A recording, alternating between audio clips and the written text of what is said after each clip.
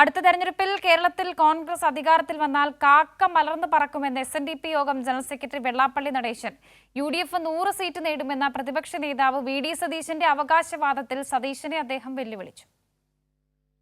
അടുത്ത തെരഞ്ഞെടുപ്പിൽ കേരളത്തിൽ UDFന് 98 സീറ്റ് കിട്ടിയാൽ യോഗം ജനറൽ സെക്രട്ടറി സ്ഥാനം താൻ രാജിവെക്കുമെന്ന് വെള്ളാപ്പള്ളി നടേശൻ പറവൂരിൽ പറഞ്ഞു. കിട്ടിയില്ലെങ്കിൽ സതീശൻ പദവികൾ രാജിവെച്ച് രാഷ്ട്രീയ വനവാസത്തിന് പോകുമോ എന്നും വെള്ളാപ്പള്ളി വെല്ലുവിളിച്ചു. താൻ കണ്ടിട്ടുള്ളതിൽ വെച്ച് ഏറ്റവും അഹങ്കാരിയും ധാർഷ്ട്യവുമുള്ള പ്രതിപക്ഷ നേതാവാണ് സതീശനെന്നും അദ്ദേഹം പറഞ്ഞു. 100 സീറ്റോടുകൂടി കോൺഗ്രസ് അധികാരത്തിൽ വരുമെന്നാണ് അദ്ദേഹം ഇന്നലെ പ്രഖ്യാപിച്ചത്. പക്ഷെ അത് വരുമെങ്കിൽ അന്ന് കാക്ക മലന്ന് പറഞ്ഞാലേ നിങ്ങളൊന്ന് ആലോചിച്ച് നോക്കുക. കോൺഗ്രസ് 100, ഞാൻ ചോദിക്കട്ടെ, ഞാൻ എന്നിട്ട് വെല്ലുവിളിക്കുകയാണ്. ആ 100 2 കുറച്ചോ 98 കിട്ടിയില്ല എങ്കിൽ ഈ സുധീർ നിങ്ങളുടെ MLA VD സതീശൻ ഇന്ന് അദ്ദേഹത്തിൻ്റെ പദവി രാജിവെച്ച് രാഷ്ട്രീയ വനവാസത്തിൽ പോകാവോ? ഞാനാണെങ്കിൽ SNDP ജനറൽ സെക്രട്ടറി സ്ഥാനം രാജിവെക്കുന്നതാണ്.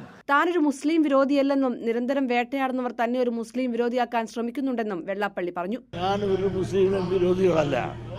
ഞാൻ എത്രയോ മുസ്ലിങ്ങൾ എന്നോടുകൂടി സഹായിച്ചും ഞങ്ങൾ ഒന്നിച്ചു പോകുന്നു.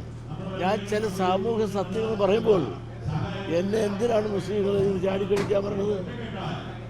എന്നെ ചാടിക്കടിക്കാൻ പറഞ്ഞ് ഞാൻ പറഞ്ഞ നിലപാടുകളിൽ നിന്നൊന്നും മാറത്തില്ല. ഗതികേടിന്റെ പര്യായമായി കോൺഗ്രസ് മാറി.